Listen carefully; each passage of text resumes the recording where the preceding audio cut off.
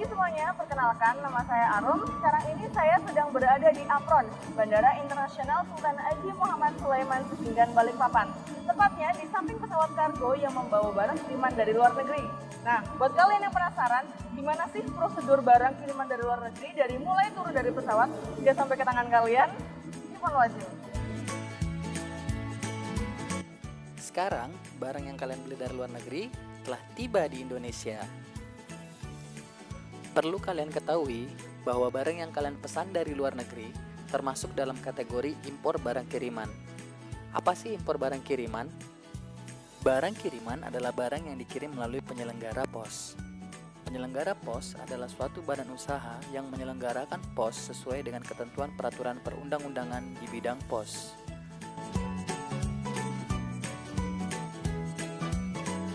Nah, saat barang kiriman tiba, pihak airlines atau penerbangan menyampaikan segala barang bawaannya dalam bentuk manifest ke petugas bea cukai.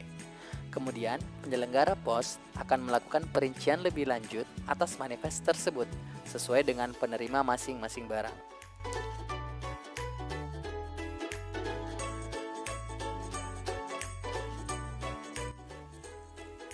Barang tersebut akan ditata dengan rapi oleh pihak warehouse, dalam hal ini TPS atau tempat penimbunan sementara, untuk menunggu proses custom clearance berlangsung.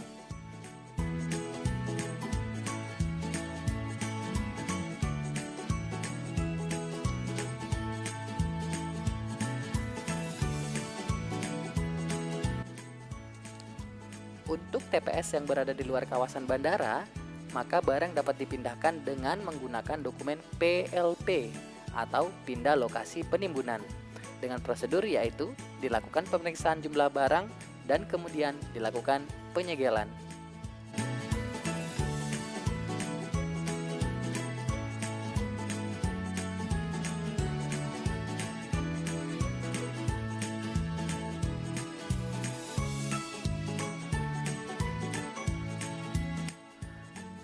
Penyegelan dilakukan oleh petugas bea cukai dan kemudian dibuatkan berita acara penyegelan. Penyegelan dilakukan untuk memastikan agar barang dapat sampai tujuan tanpa kekurangan apapun.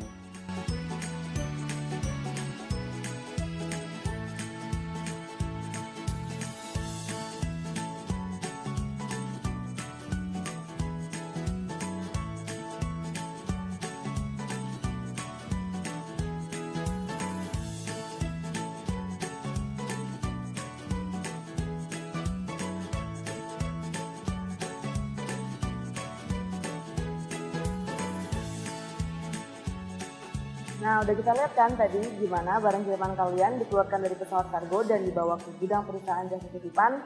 Nah, sekarang ini saya udah ada di gudang perusahaan jasa titipan, di mana barang kiriman kalian nanti akan diproses melalui custom clearance. Mau tahu apa itu custom clearance?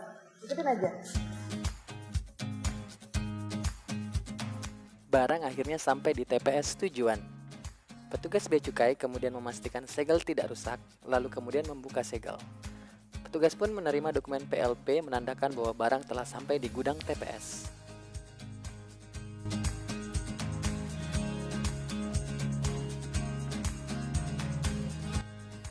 Barang tersebut kemudian akan disortir dengan rapi oleh penyelenggara pos yang kemudian akan dilakukan proses pemeriksaan lebih lanjut.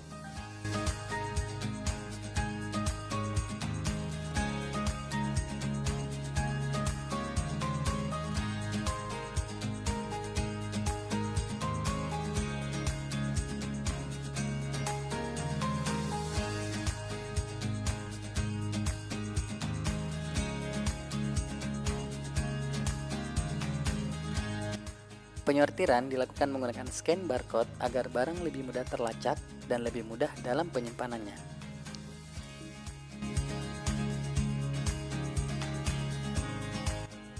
Setelah disortir, barang pun siap untuk diperiksa oleh tim K9 atau tim anjing pelacak bea cukai.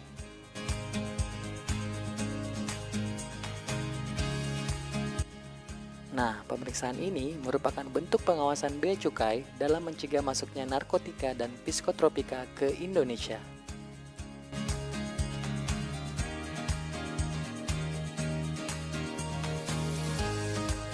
Setelah dilakukan pelacakan oleh tim K9, barang tersebut kemudian akan melalui pemeriksaan X-ray.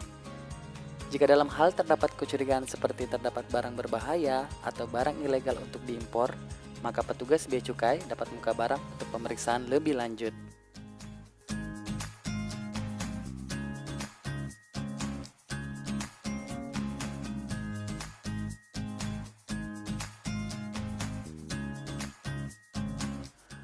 Barang-barang yang telah masuk ke dalam TPS telah dibagi menjadi dua kategori melalui sistem, yaitu kategori merah yang harus diperiksa fisik dan kategori hijau tanpa dilakukan pemeriksaan fisik. Kategori merah dapat terjadi jika barang tersebut termasuk barang larangan dan pembatasan, atau pengirim barang dicurigai memberitahukan nilai barang secara tidak benar, dan atau berdasarkan analisa petugas X-ray perlu dilakukan pemeriksaan fisik.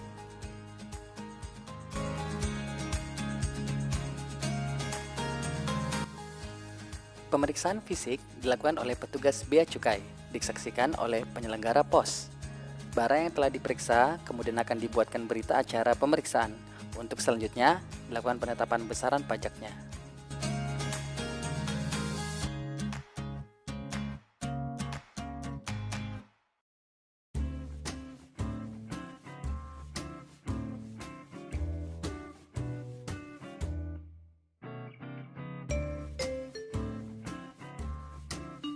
Untuk penetapan bea masuk dan pajak dalam rangka impor, petugas Bea Cukai merujuk pada Peraturan Menteri Keuangan Nomor 182 Tahun 2016 tentang ketentuan impor barang kiriman.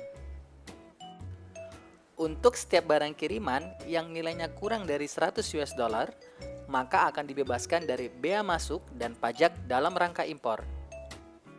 Sedangkan untuk barang yang nilainya di antara 100 US dollar dan 1.500 US dollar akan dikenakan bea masuk dengan tarif tunggal sebesar 7,5%, PPN 10%, dan PPh 10% atau maksimal 20% jika tidak dapat menunjukkan NPWP. Dan untuk barang yang nilainya melebihi 1.500 US dollar, maka akan diselesaikan menggunakan dokumen PIBK untuk orang pribadi dan dokumen PIB untuk badan usaha dengan pengenaan bea masuk dan pajak dalam rangka impor sesuai tarif MFN. Jika dalam hal ditemukan barang merupakan barang larangan dan pembatasan, petugas Bea Cukai akan menerbitkan SPBL atau Surat Pemberitahuan Barang Larangan dan Pembatasan agar penerima barang dapat memenuhi kewajiban perizinan impor terlebih dahulu. Atau dalam hal terdapat barang yang nilainya diberitahukan tidak wajar, maka petugas Bea Cukai akan meminta dokumen berupa bukti bayar yang valid agar dapat dilakukan perhitungan pajak dengan benar. Nah, setelah kewajiban pajak dan pembayaran telah dipenuhi, maka barang kalian dapat dirilis. Ya, itu tadi proses kasus clearance yang dilalui oleh barang kiriman di gudang perusahaan jasa titipan. Sekarang barang kiriman kamu udah siap dikirim. Nah, dengan ini berakhirlah semua prosedur barang kiriman. Buat kamu yang masih penasaran terkait barang kiriman itu gimana, silakan hubungi Bravo Bea Cukai di nomor ini. Atau hubungi kontak layanan informasi Bea Cukai Balikpapan di sini.